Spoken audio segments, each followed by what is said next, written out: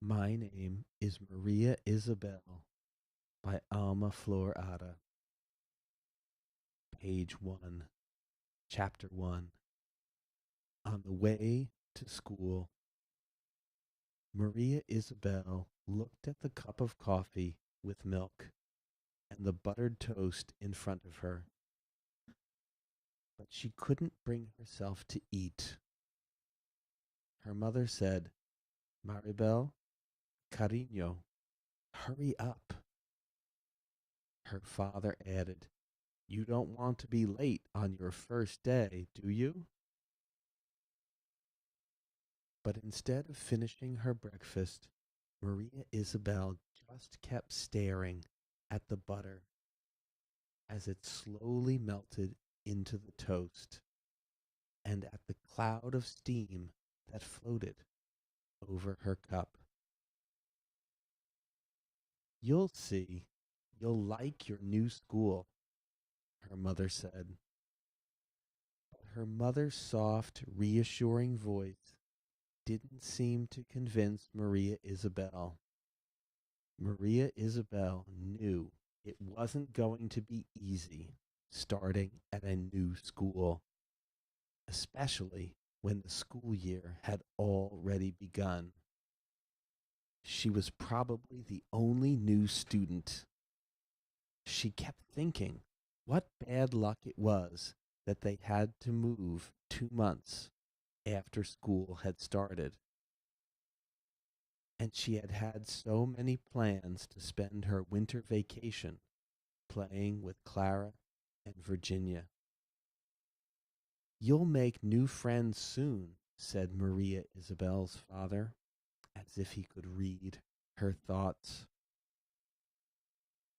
Maria Isabel kept staring at the cup, but when her father Antonio chimed in, Come on, Belita, hurry up.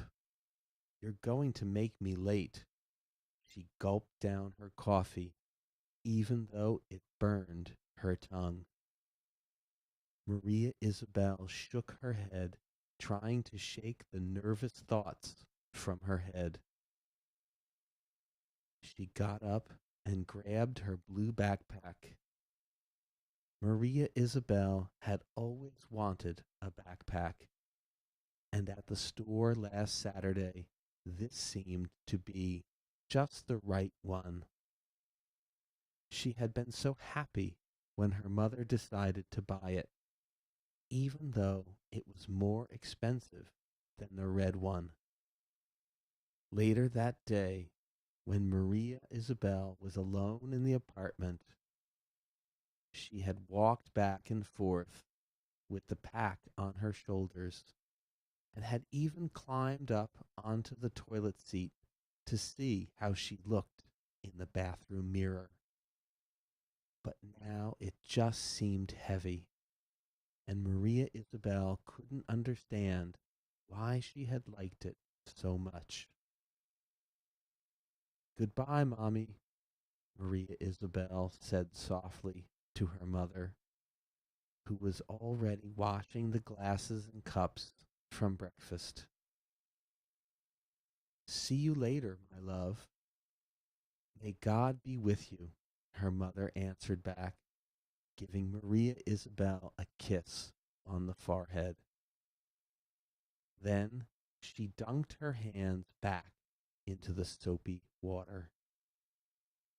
Goodbye, honey, her father said.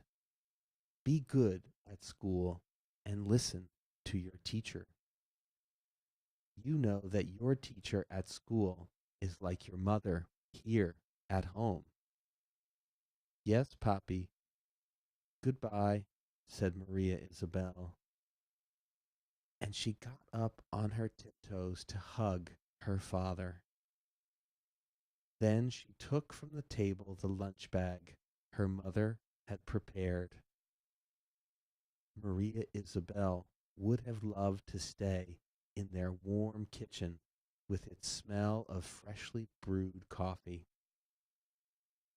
If only she could sit there all morning, hugging her father, who always made her feel safe and secure. but a sudden blast of cold air told her that Antonio was waiting for her at the door. By the time Antonio and Maria Isabel got to the front door of their apartment building, the yellow school bus was almost at the bus stop. "Come on, Belita, run," Antonio called out. Maria Isabel started to run. Her new boots, a present for her 9th birthday, made the dry leaves on the sidewalk crunch beneath her feet.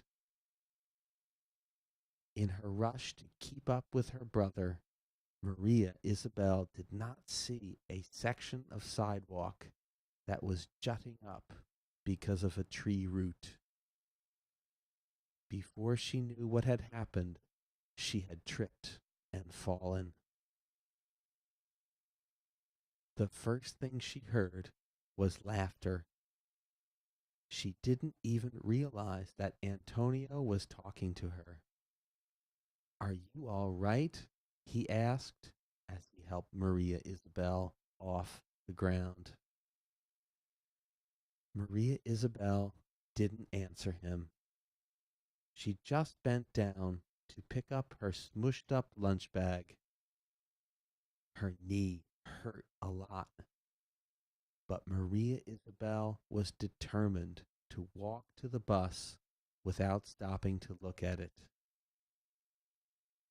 What she couldn't help but notice was the dress her mother had washed and ironed so carefully the night before, and that was now streaked with dirt. It was her favorite yellow dress, the dress that Aunt Aurea had made especially for her. Maria Isabel's grandmother had given her the fabric as a gift the last time they had gone to Puerto Rico to visit. Maria Isabel only wore the dress for special occasions. She had decided to wear it today for good luck on her first day of school. She had hoped the dress would help her feel a little less out of place with these new kids, the same new kids who were now laughing and chattering away on the bus, while all Maria Isabel could do was look down at her bloody knee. Page 7, Chapter 2, Names and Surnames. "Good morning," whispered Maria Isabel, standing in front of her new teacher's desk. Antonio had gone with her to the principal's office, and then left to go to his own school, which was a block away. The secretary had given Maria Isabel a pink slip, and then asked the boy to show her where room 17 was. And now that she was there, Maria Isabel didn't know what would happen next. The other kids had already taken their seats. Some were taking out their books and binders, while others just seemed to be waiting for class to start. Many of them were smiling and talking to each other. Maria Isabel looked up at an enormous turkey made of construction paper on the wall behind the teacher's desk. She started to read the names that were on each of the tail feathers. Jonathan, Eric, Michelle, Solomon, Lori, Freddie, Marta, Ricardo, Maria Sanchez. The teacher had not looked up yet. She was making notes in a large folder where Maria Isabel could see a list of names. Maria Isabel heard quiet laughter behind her. The teacher looked up only when the noise got louder. Why, hello, she said, giving Maria Isabel a warm smile. But it didn't seem to make Maria Isabel feel more comfortable. So you are Maria Isabel Salazar Lopez, she replied. In Spanish, she would have added, para servirle, but she didn't know how to say that in English. So Maria Isabel kept quiet and handed the pink slip to her teacher. Ah, Maria Lopez, the teacher said as she read the card. We already have two Marias in this class.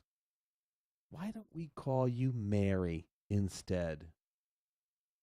Take a seat over there by Marta Perez, and I'll give you your books later.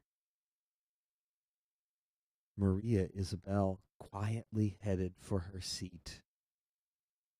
Marta Perez looked up from her book as Maria Isabel came toward her. She had short hair and bangs. Maria Isabel lowered her eyes, and neither girl said a word. A little while later, the teacher came over holding a thick book with a green cover. The book was brand new and had a picture of a dolphin on the front. Maria Isabel wondered what the book was about and if she would be able to read it. She loved the sea and had always dreamed of seeing a real dolphin, so she opened the book eagerly. On the inside cover, the teacher had written the name Mary Lopez. Maria Isabel stared at the words. Her teacher's handwriting was so neat and pretty.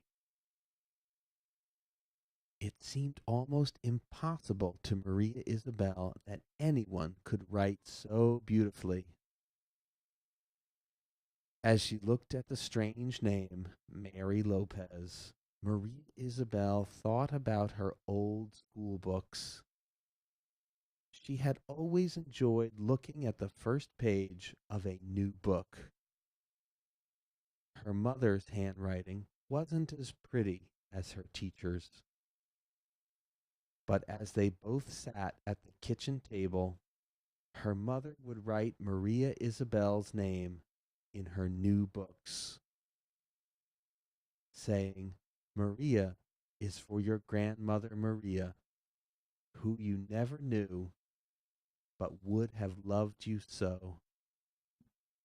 Isabel is for your grandmother Chabela, who loves you so dearly.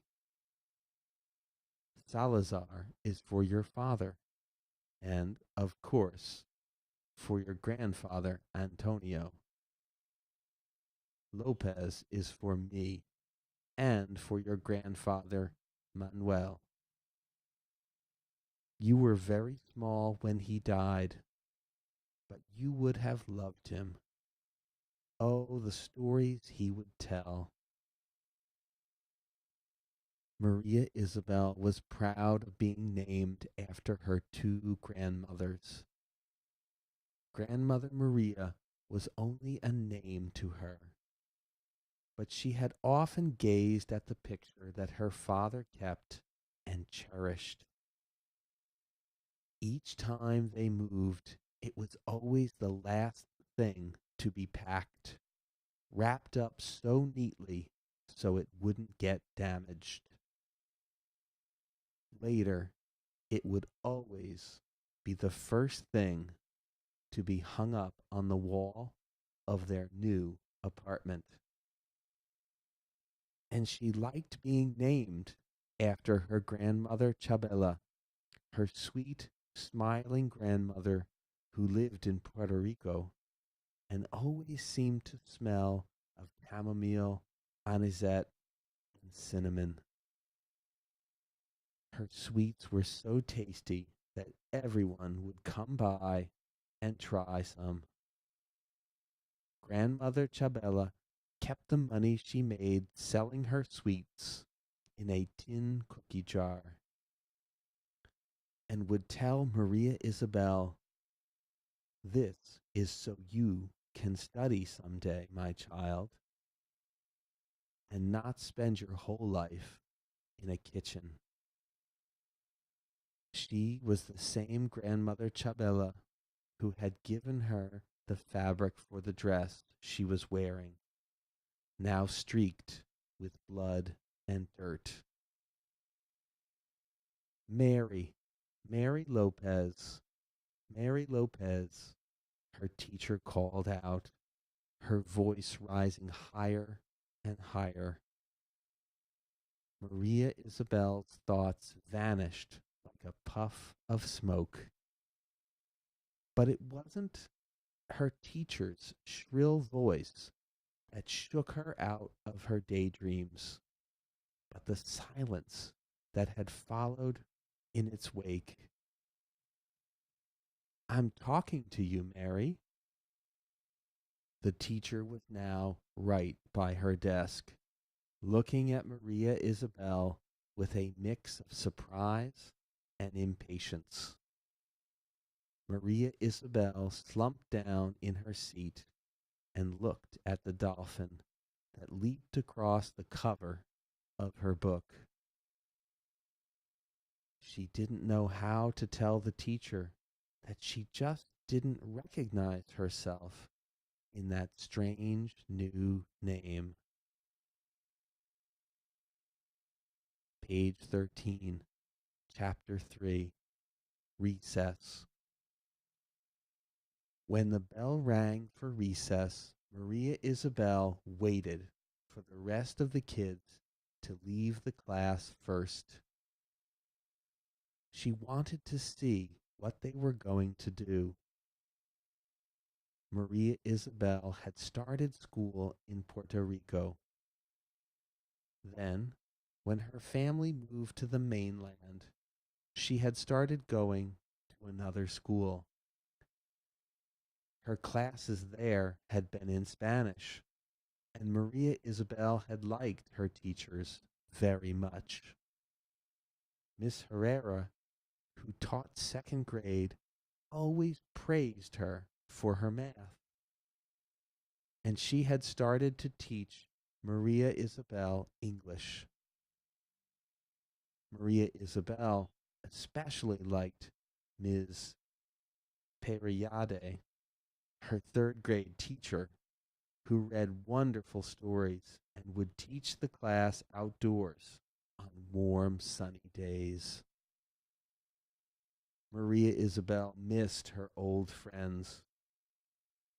She didn't know anyone at this school yet, so she just walked behind the other kids until they reached the schoolyard and stood in a corner once she got there.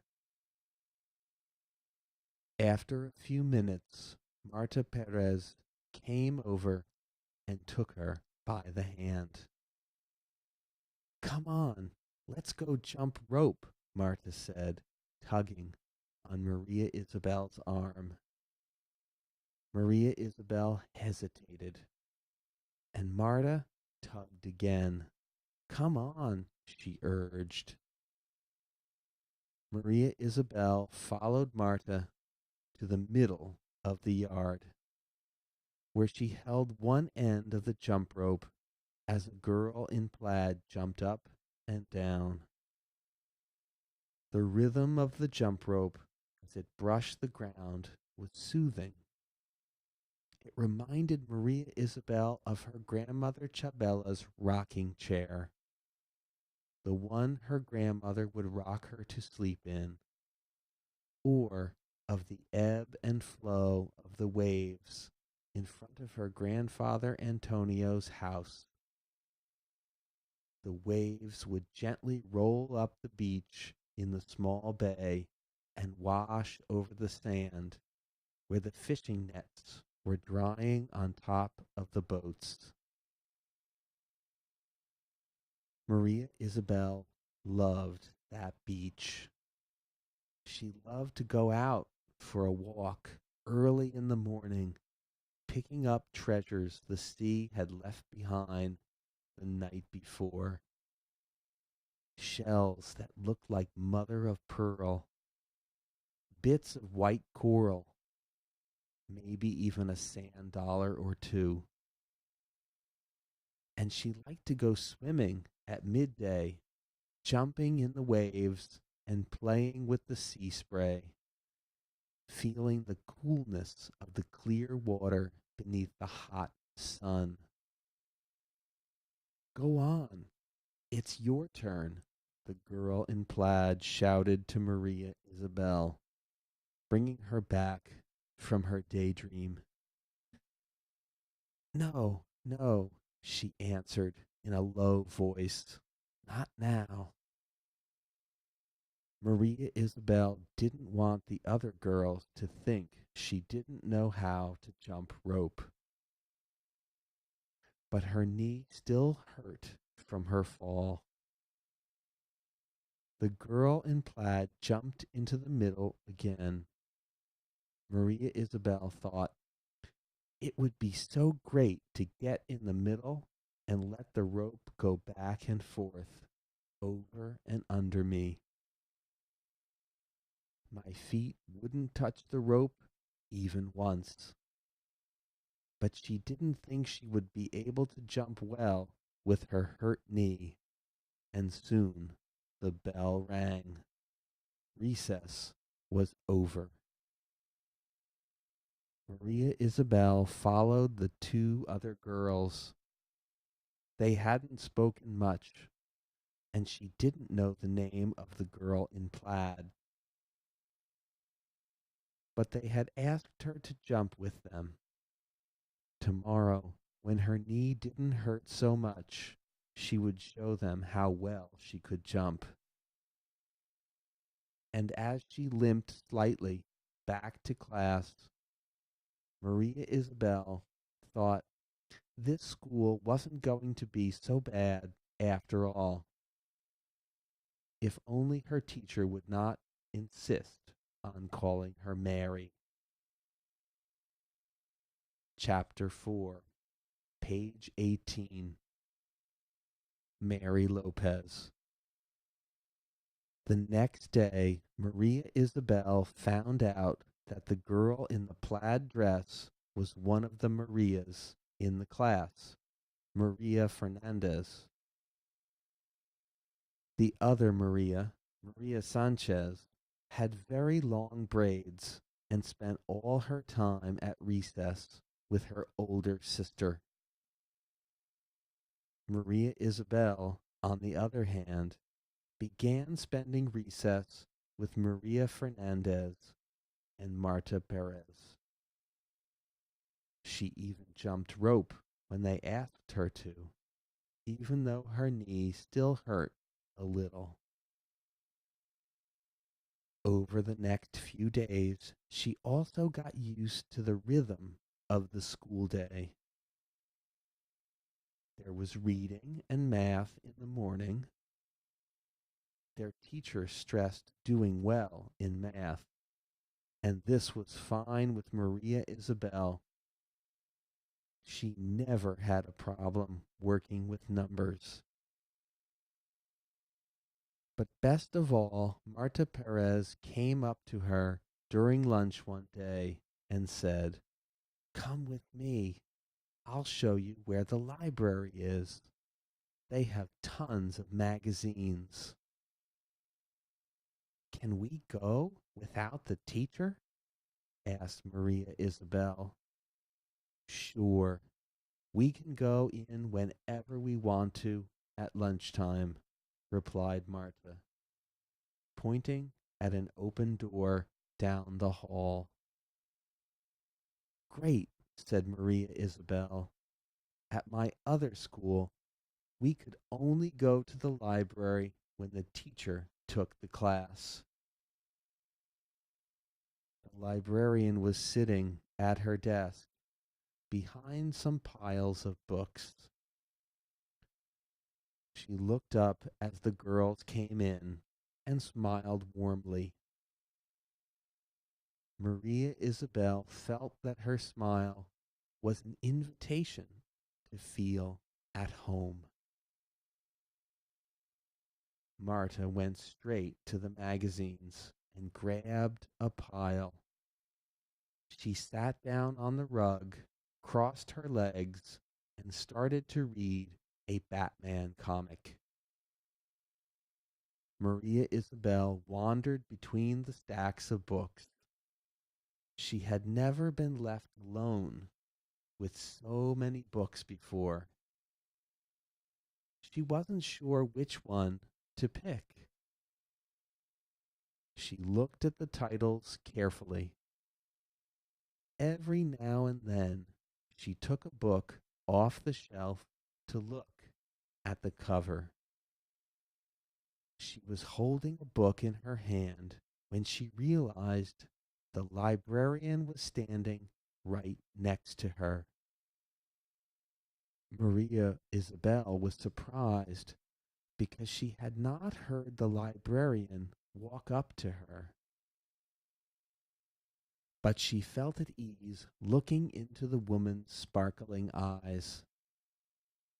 The librarian bent down and said quietly, as if she and Maria Isabel were sharing a secret, "Take it. You'll really like it." As she walked out of the library, Maria Isabel thought, this new school really isn't so bad. It isn't so hard having classes only in English. And Marta Perez is really nice.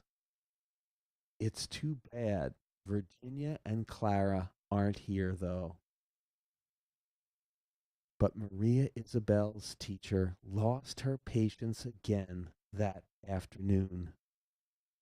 The teacher asked if anyone knew who the Pilgrims were. Eric said they were sailors who had made a very long trip. Then the teacher turned to Maria Isabel and said, would Mary Lopez tell us what she knows about the Pilgrims? Maria Isabel didn't answer. Again, she didn't realize the teacher was calling on her. If she had known, she would have said that the Pilgrims had come to America looking for a better way of life, and that many others came here after them. Perhaps she would have even dared to say that everyone was a pilgrim in some way. That was what Miss Pellerod had said. But Maria Isabel didn't say anything, and her teacher was getting angry. She glared at Maria Isabel and said, when I ask you something, you have to answer, Mary. She turned away and nodded at Solomon, who had raised his hand. The Pilgrims came to America to have freedom to practice their religion, Solomon answered. Maria Isabel hung her head low for the rest of the afternoon. She worried that all the other kids would think that she was dumb for not having answered the teacher's question. The next day, she had trouble eating her breakfast again, and Antonio was annoyed with her. I don't want to have to run to the bus today, Belita, he complained. Make her hurry, Mama. Doesn't she care if she's late for school? Page 23. Her mother didn't pay attention to Antonio, but she did help Maria Isabel put on her jacket and gave her her backpack and lunch bag. While they were having a snack that afternoon, Maria Isabel's mother finally asked, How was school today, Maribel? Maria Isabel said, Fine. She didn't know what else to say. She felt she couldn't tell her mother that her math class was going well, but that she had forgotten to answer when her teacher called her Mary again that afternoon. And her teacher always seemed to be upset with her. Antonio, on the other hand, couldn't stop talking about his new friends and about the great band his school had, or about the baseball team. But even though Antonio talked on and on, their mother didn't really seem to listen. She seemed to have a lot on her mind lately. The family had moved because Mr. Salazar had a new job cleaning and maintaining a small group of apartment buildings. And as a part of the job, his family could live in one of the apartments. Maria Isabel's parents had been happy about the move because now they wouldn't have to pay rent anymore. Antonio was happy because the apartment had 3 bedrooms, and he would finally have a room of his own. And Antonio always liked new things. But Mrs. Salazar was having trouble getting used to the new neighborhood. She couldn't find the ingredients she used in her cooking. She would try to substitute new things, but she wasn't happy with the results.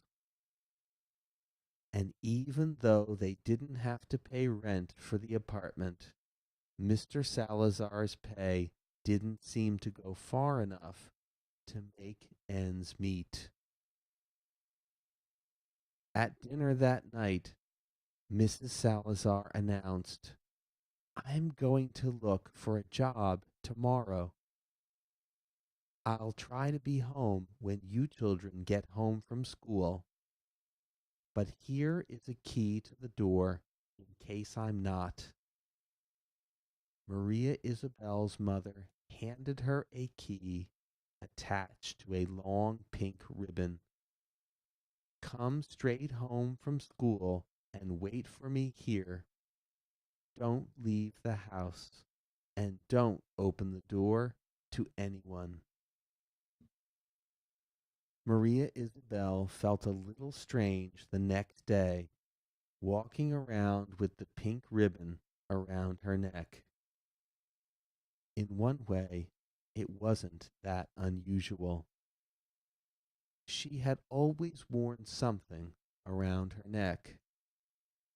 First, it had been a pendant with the image of the Virgin Mary, a baptism present from her godmother.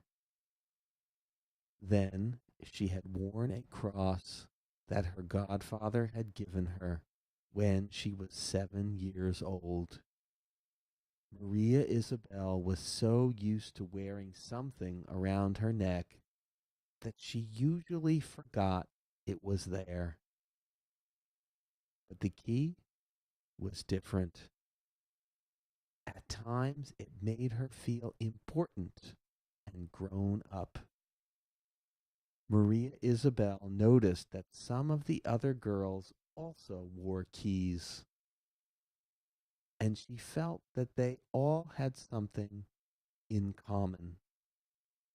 Most of the day, though, the key just made her feel sad. When she finally got home and opened the door, all Maria Isabel found was silence. Her mother wasn't there. Antonio had stayed after school for band practice. Ever since he learned to play the drums, Antonio spent all his free time practicing. The apartment felt like an empty box. Maria Isabel sat down at the kitchen table. She took out a piece of paper and a pencil from her backpack and started to write. Maria Isabel Salazar Lopez. Maria Isabel Salazar Lopez. Maria Isabel Salazar Lopez. Each time she wrote her name, the letters got bigger and bigger until she reached the bottom of the page. Maria Isabel crumpled the paper up into a ball and threw it at the garbage can. But she missed. She thought about how Antonio would tease her about her aim if he were here. And for a moment, she was glad to be alone.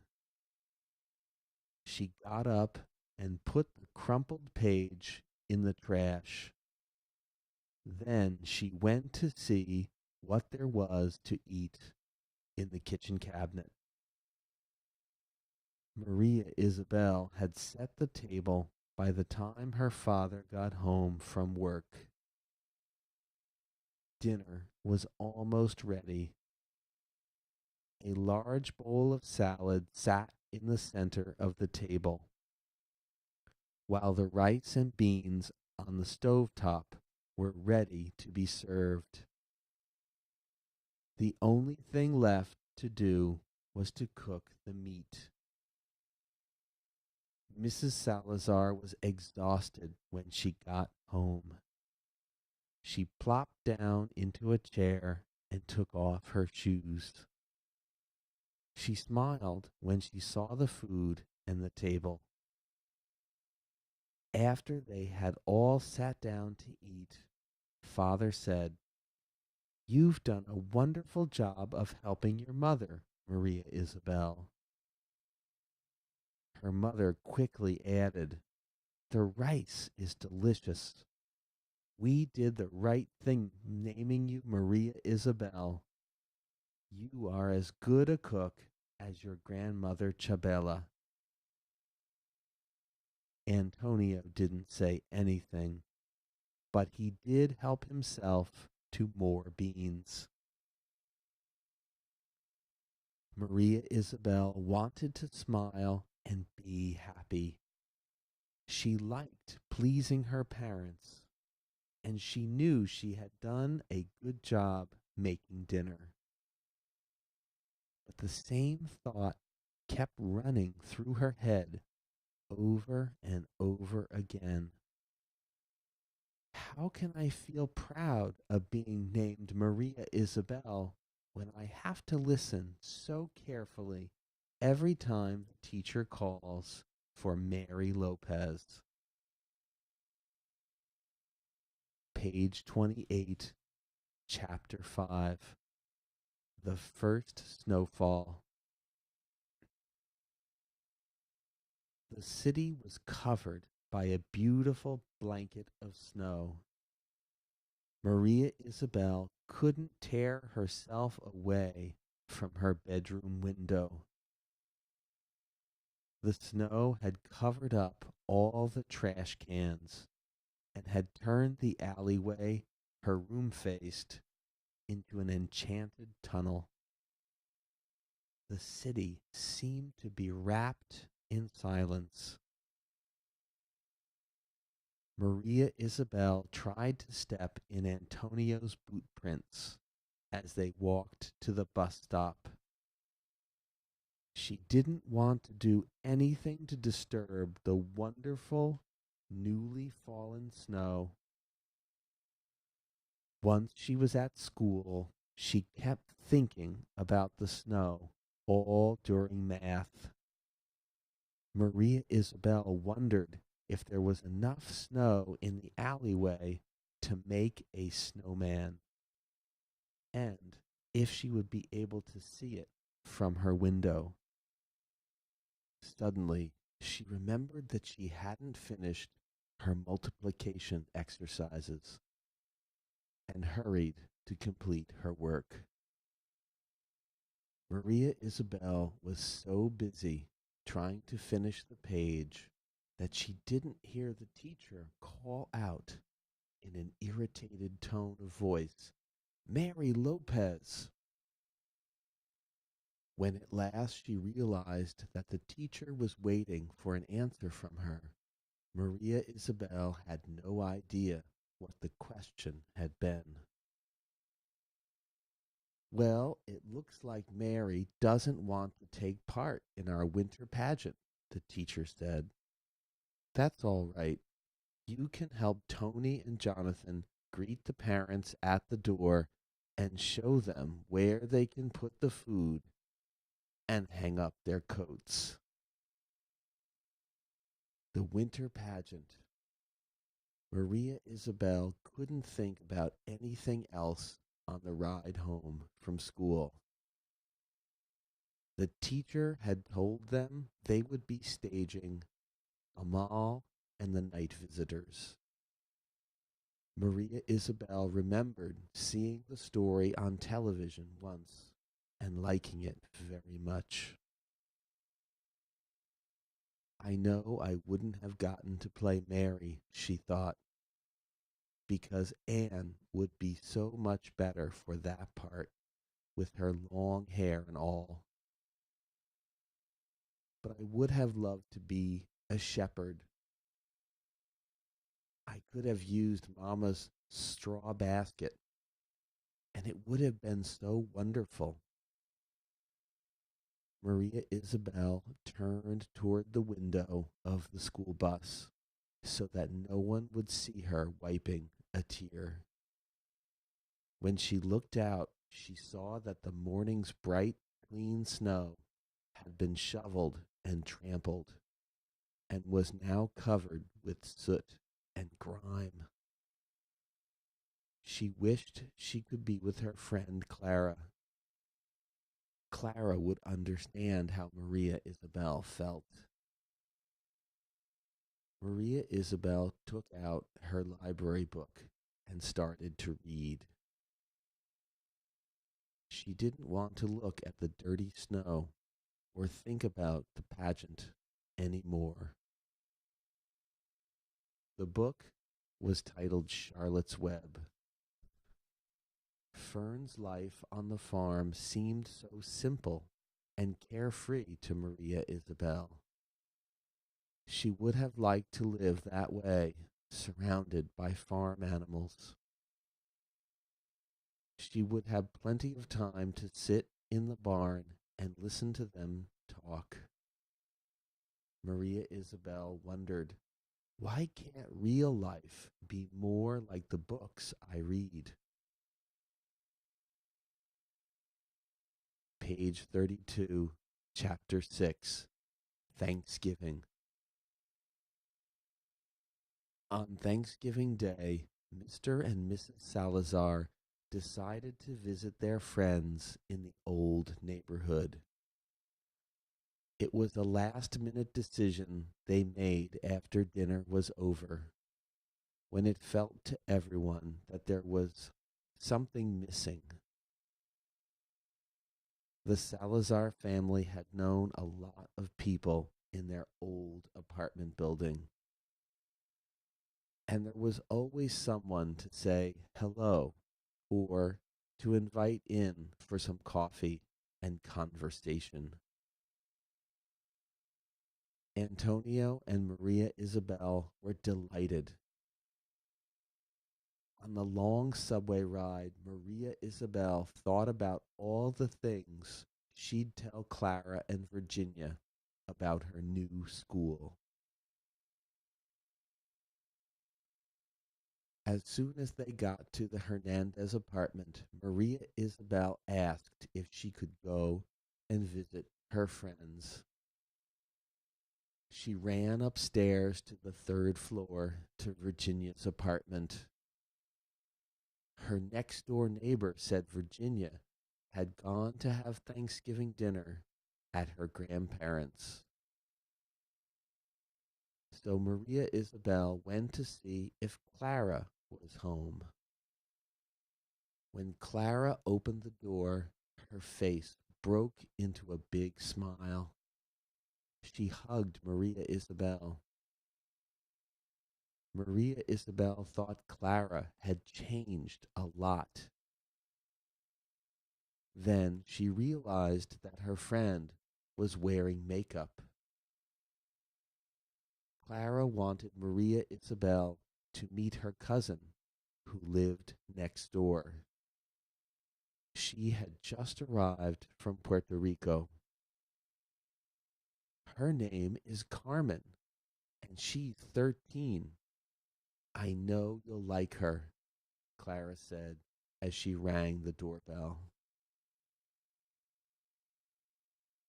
Carmen answered the door.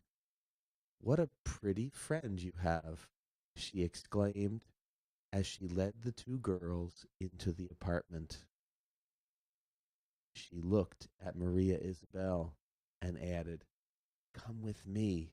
I'll make you even prettier. Carmen went into her room and came back with a plastic box full of makeup. She sat Maria Isabel down in front of a mirror and started to work on her face. Carmen painted Maria Isabel's lips, put some blush on her cheeks, and applied some eyeshadow. Then she brushed Maria Isabel's hair back and pinned it with a flowered barrette.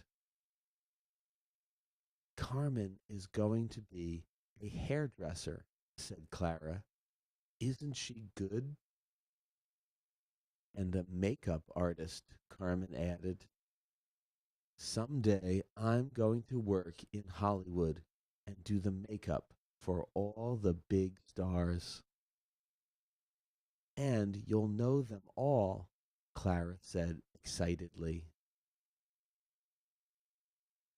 Carmen went back into her room to get some magazines. She told the girls all sorts of things about the movie stars in the magazines and about how she would make up each one. An hour had gone by before Maria Isabel knew it. I have to wash my face, she said. My mother doesn't want me to wear makeup yet.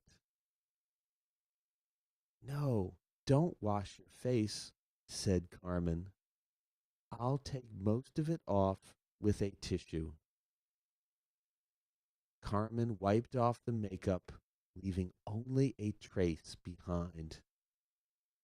Wait, don't go yet, Carmen said, and she dabbed some perfume on Maria Isabel's wrists. Thanks a lot, Carmen. I hope I'll see you again before you go to Hollywood. Clara walked Maria Isabel back to the Hernandez apartment. They walked slowly, trying to stretch their remaining time together. How come you never call me, or Virginia either? Clara finally asked her. Mama doesn't want us to use the phone unless we have to. But I'll ask if I can call you Sunday, she replied. And I'll call you on the Sunday after that, Clara said as they reached the Hernandez's door. On the way home, Maria Isabel thought of all the things that she didn't tell Clara about her new school, especially about her teacher, who always seemed to be so angry with her. They'd had such a good time that she had forgotten all about school. She was already looking forward to calling Clara on Sunday. Maria Isabel was smiling quietly to herself when suddenly Antonio said, "It looks like your friends think it's Carnival instead of Thanksgiving." Maria Isabel tried to bury her face in her coat. She should have washed her face after all.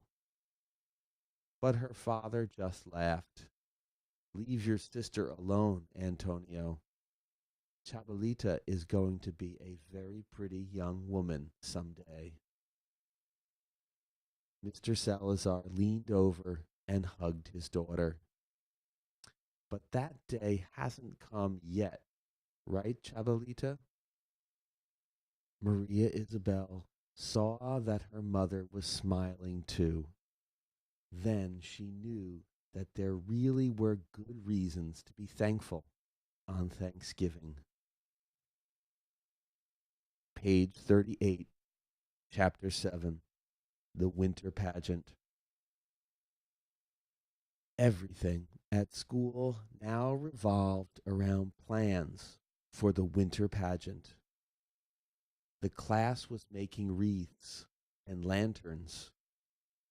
The teacher explained to the class that Christmas is celebrated differently in different countries, and that many people don't celebrate Christmas at all. They talked about Santa Claus and how he is called Saint Nicholas in some countries and Father Christmas in others. The class also talked about the Jewish feast of Hanukkah that celebrates the rededication of the Temple of Jerusalem, and about the special meaning of the 9 candles of the Hanukkah menorah.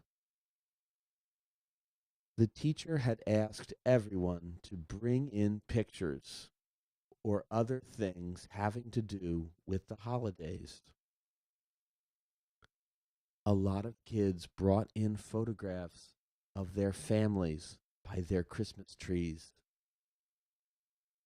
Myra brought in pictures of New Year's Day in Santo Domingo. Michelle brought in a picture of herself sitting on Santa's lap when she was little. Gabriel brought in photos of the Three Kings Day parade in Miami, Florida. He had been there last year when he went to visit his Cuban grandmother.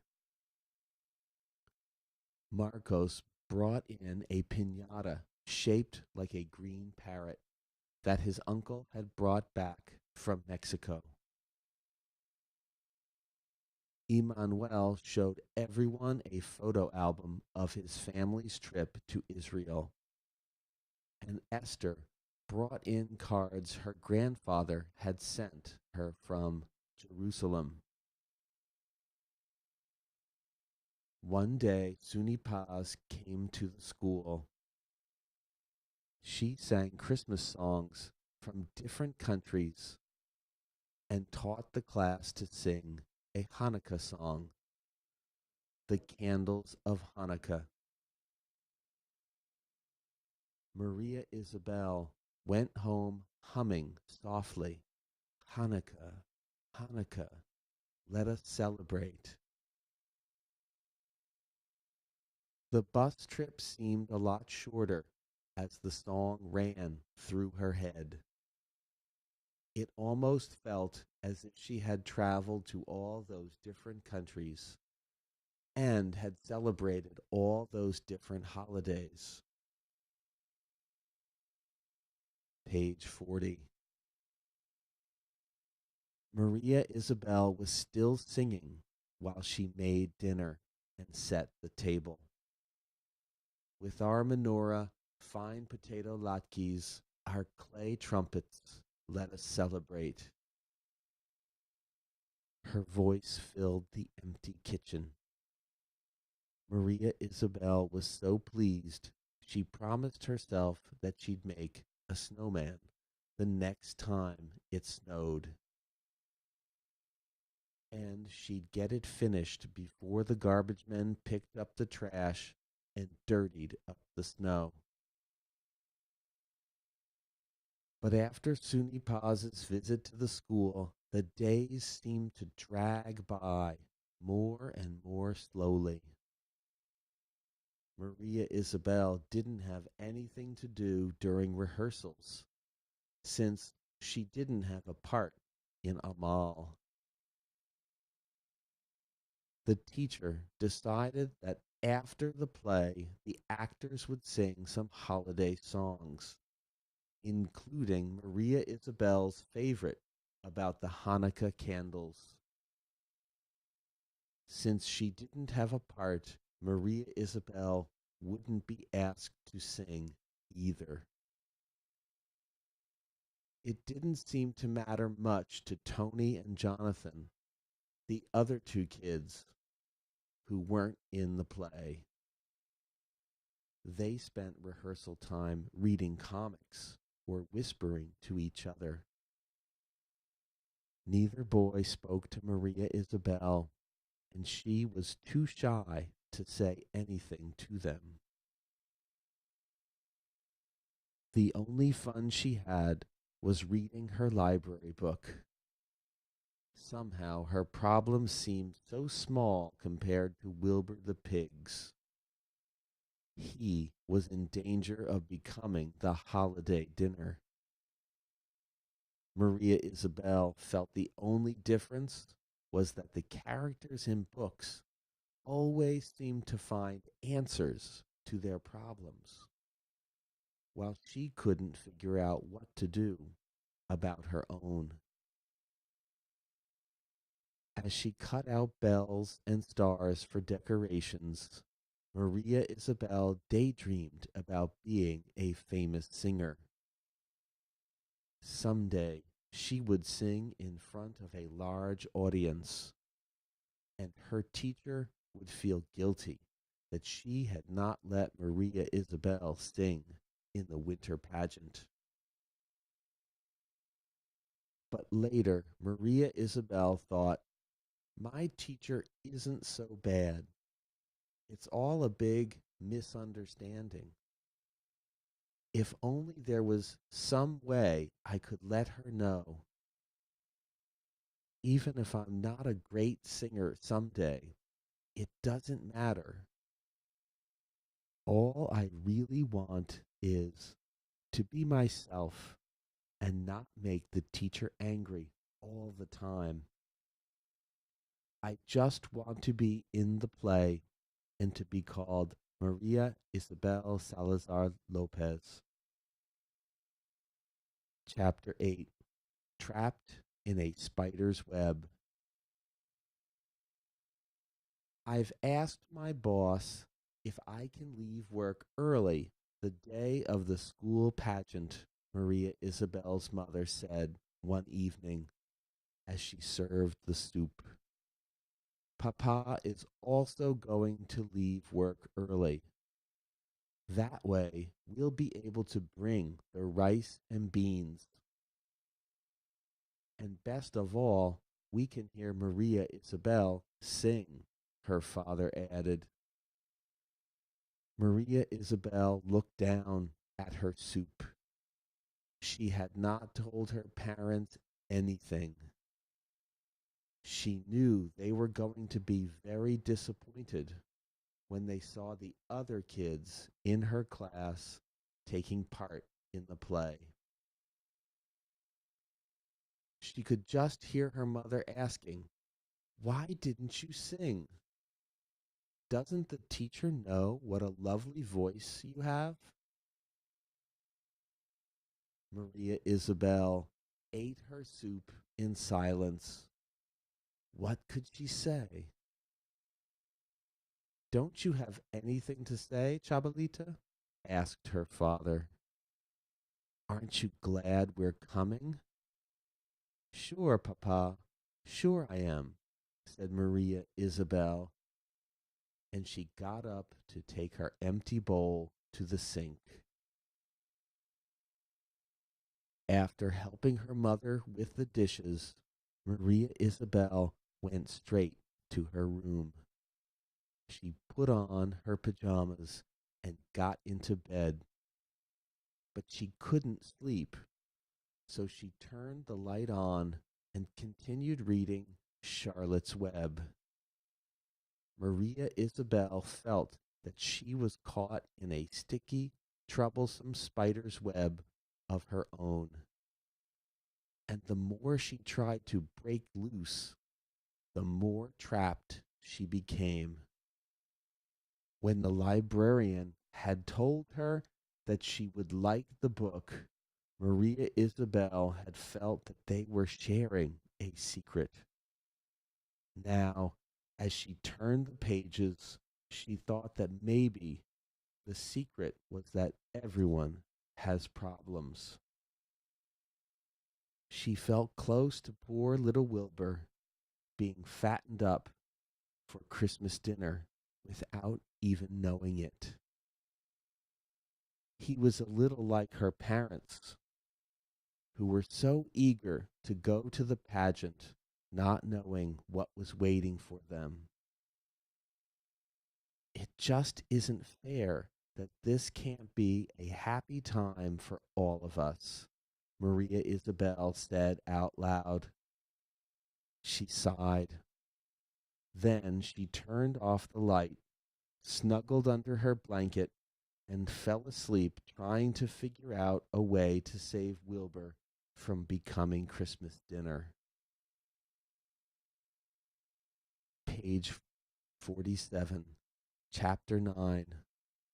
My Greatest Wish.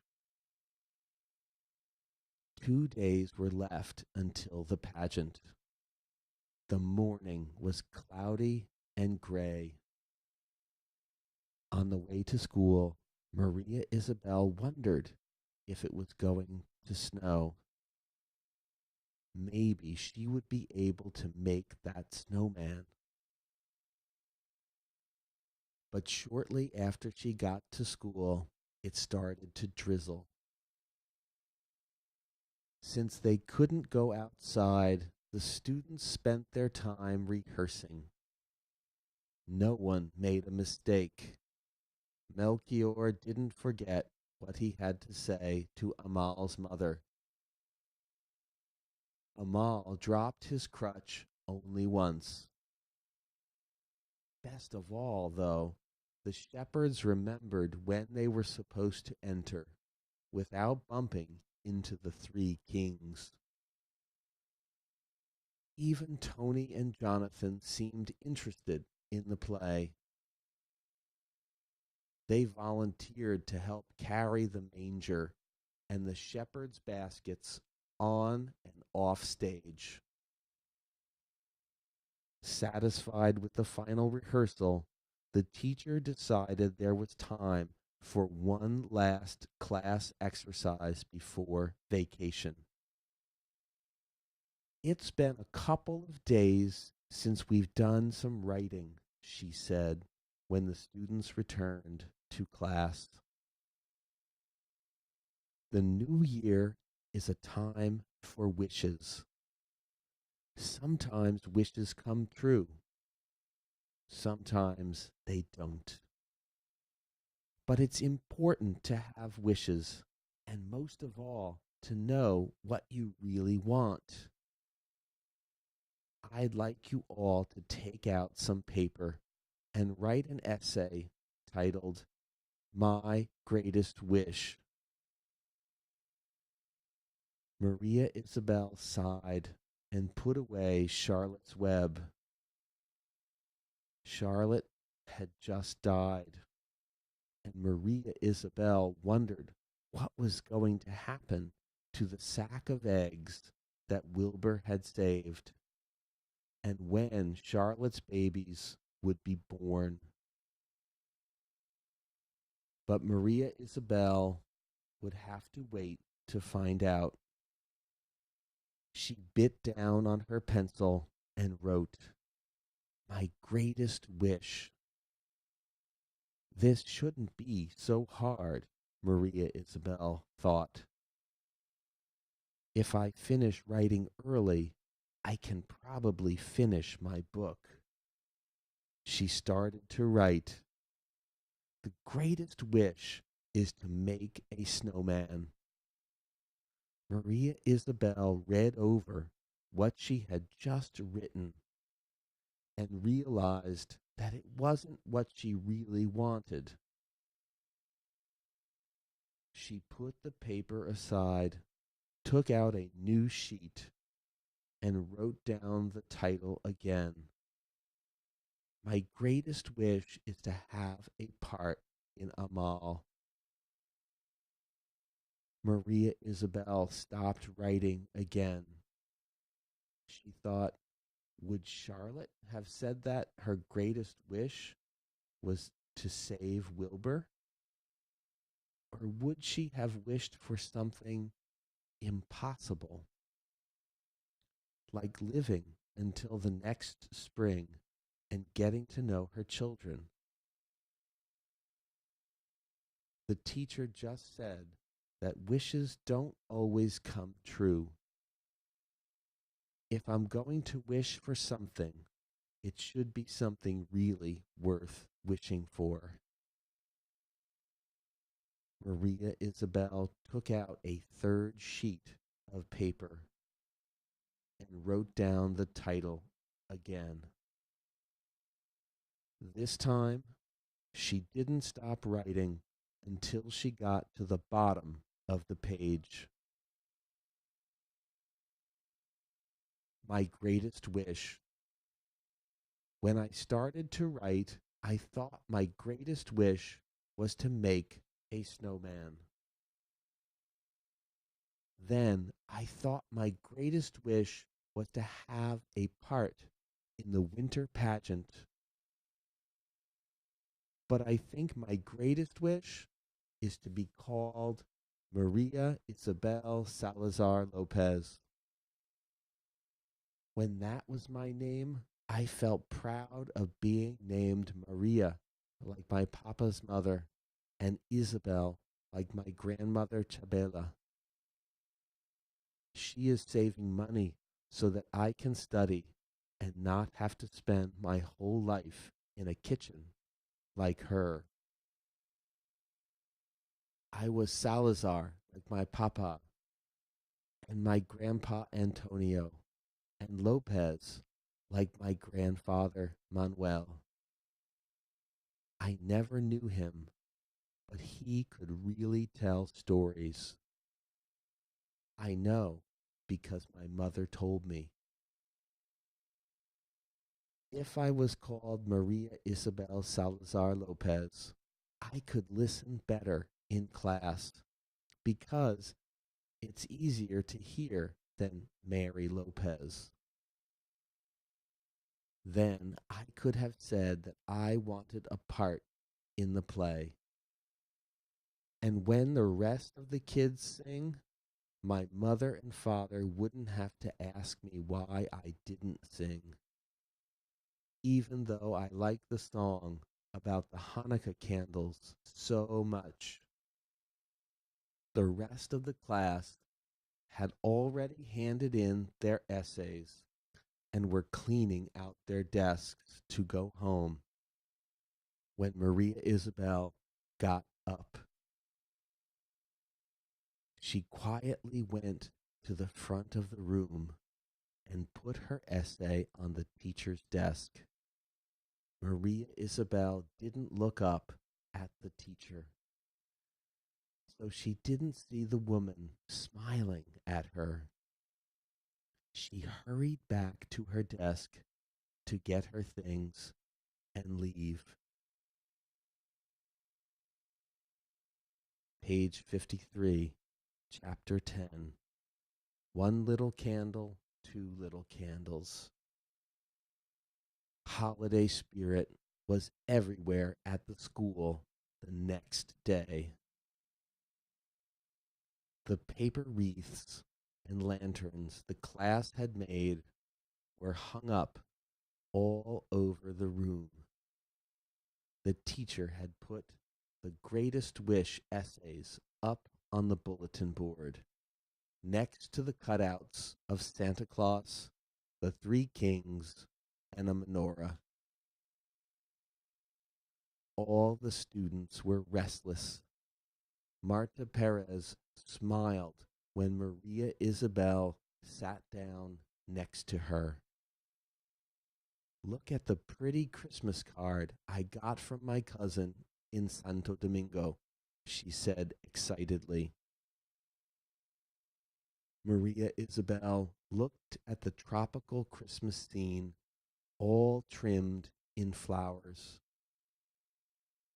But she couldn't answer Marta because the teacher had started to speak. We're going to do one last rehearsal because there's a small change in the program. The rest of the kids listened attentively, but Maria Isabel just kept looking down at her desk. After all, she had nothing to do with the pageant.